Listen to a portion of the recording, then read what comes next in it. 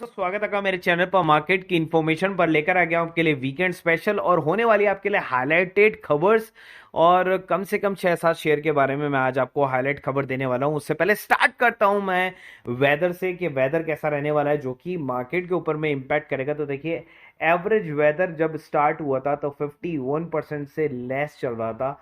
Then ये 35% से less चल रहा था और कल का जो डेटा है उसमें आया 13% से लेस चल रहा था।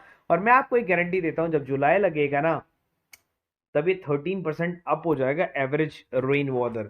ठीक है, तो यहां पर एक पॉजिटिव न्यूज ये आ जाएगी। दूसरी पॉजिटिव न्यूज क्या आई है, क्योंकि जीएसटी कलेक्शन जो है अगर आप देखेंगे तो 12% अप हो चुका है ईयर टू ईयर कलेक्शन से, जो कि हुआ है 1.61 लाख करोड़ का।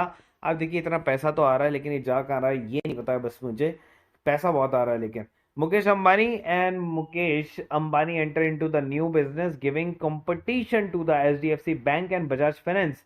तो यहाँ पर ये जो चीजें है ना, ये आपको देखने वाली है कि मुकेश और आकाश अंबानी जो है ना, दोनों के दोनों एक नए बिजनेस में जा रहे हैं, जो कि आपको क्या देखने को मिलेगा, एचडीएफसी बैंक और बजाज फाइनेंस को जो टक्कर देखने को मिलेगा। इसका मतलब क्या है कि फाइनेंस के सेक्टर में आ रहा है, जो कि पहले रिलायंस हुआ करती थी एक टाइम पे, जो कि थी अनिल अंबानी की। आगे चलते हैं, यहां पर आपको एक और नई चीज देखने को मिलने वाली है बाजार के अंदर में, और ये क्या है कि बेसिकली यहां पर 1.5 बिलियन जो है ये मार्केट से निकालना चाह रहे हैं फॉर द न्यू बिजनेस और रिलायंस जियो के लिए बेसिकली।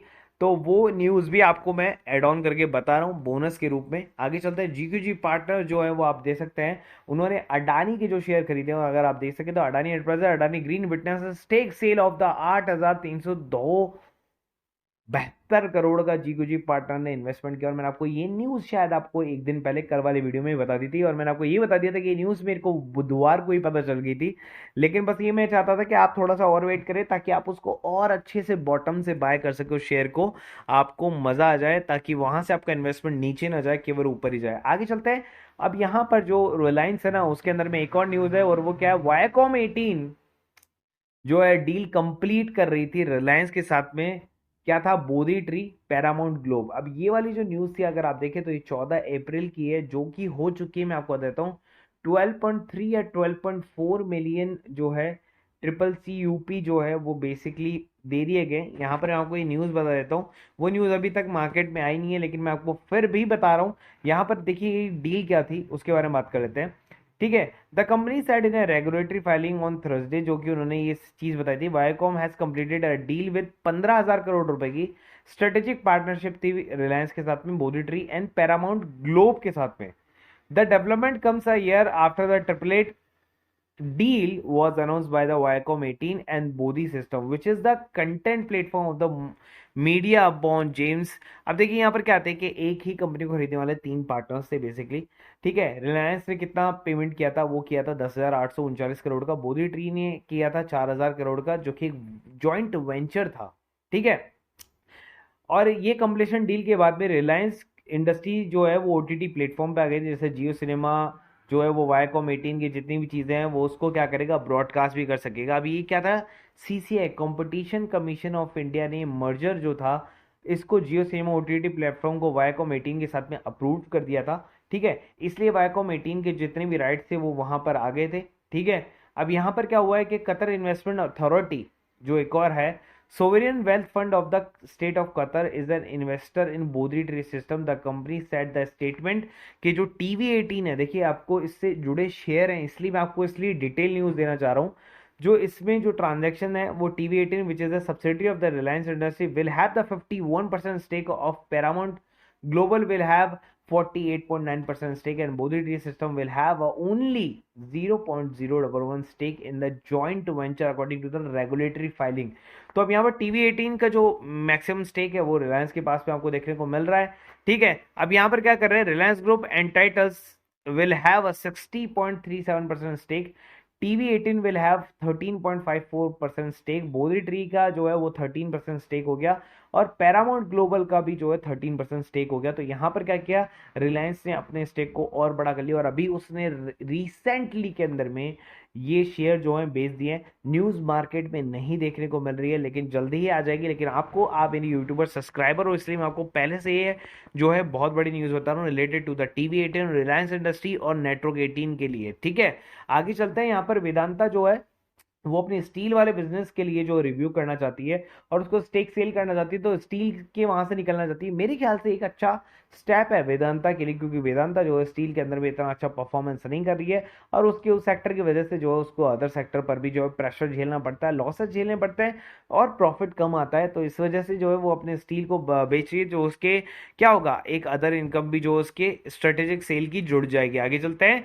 बात करते हैं हमारे मेन शेयर की तरफ है पेटीएम। और अगर आपके पास पेटीएम और पेटीएम को अगर मैक्सिमम चार्ट पे मैं लेकर चलूं, जो कि था आपके लिए यहां पर देखेंगे तो 1782 का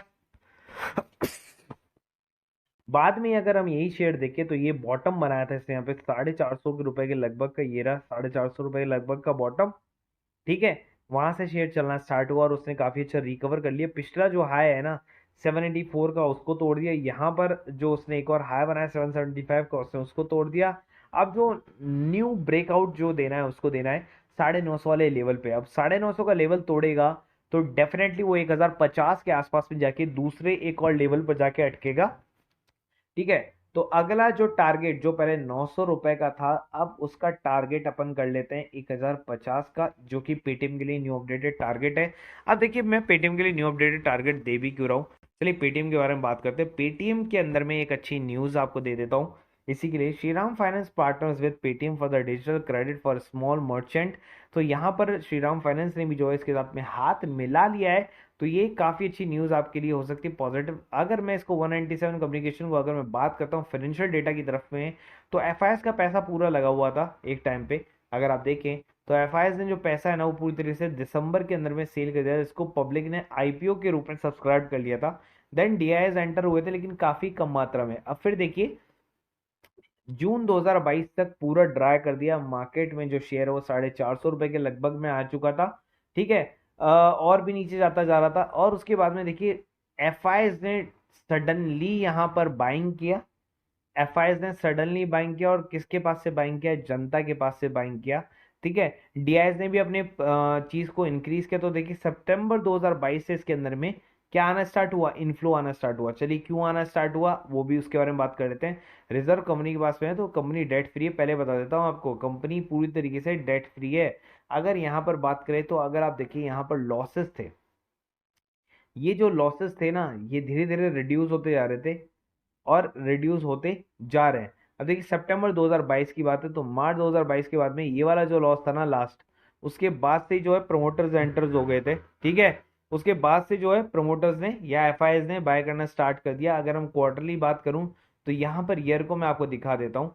सितंबर 2022 ये वाला जो क्वार्टर है इसको ले लेते हैं हम। ठीक है, और इससे पहले के क्वार्टर को एनालाइज करते हैं। अब यहाँ पर अगर आप देखेंगे तो यहाँ पर नेगेटिव नेगेटिव नेगेटिव बढ़ता हुआ चलता जा रहा था। सडनली यहाँ तक बढ़ा, उसके बाद से यहाँ से गिरना स्टार्ट हुआ। आप खुद देख सकते हैं ये गिरता जा रहा है। तो ये जो क्वार्टर गिरते जा रहे हैं ना, बस यही पोटेंशियल है कि उनके सेल्स के अंदर में ग्रोथ आना स्टार्ट हो गई है। कंपनी जो है पॉजिटिव काम करती जा रही है। उसके अलावा अगर आप देखें कंपनी का मार्केट कैप काफी बड़ा, बुक वैल्यू 194 की है। स्टॉक स्प्लिट तो नहीं हो सकता क्योंकि इसकी फेस वैल्यू ही 1 है। अब हाई कितना जा चुका है 915, जो कि हमारा टारगेट था बेसिकली, वो तो इसने दे दिया है। अब नया टारगेट 1050 का है जो कि आप रख सकते हैं। अगर वीडियो अगर आपको अच्छा लगा है तो लाइक करना। इस तरह की ऑल जो न्यूज़ होती है ना, आपको इंटरनल न्यूज़ होती है जो मार्केट में आपको दिखती नहीं है, गूगल पर आपको दिखती नहीं है, ईटी टाइम्स वगैरह या और किसी भी प्लेटफॉर्म पर, बड़े न्यूज़ प्लेटफॉर्म पर लेट आती है, वो हमारे इस प्लेटफॉर्म पर मिलती है आपको सबसे पहले। तो आप उसको सब्सक्राइब कर सकते हैं, दिए गए नंबर पर आप जो है कांटेक्ट कर सकते हैं। वीडियो अगर अच्छा लगा तो लाइक एंड सब्सक्राइब जरूर करना। एंड कमेंट बॉक्स में कमेंट कर देना। कल हम आएंगे लाइव तो आपको जो है लिंक मिल जाएगा पेड ग्रुप वालों को। अदरवाइज आप मार्केट की इंफॉर्मेशन को जो है सब्सक्राइब कर सकते हो।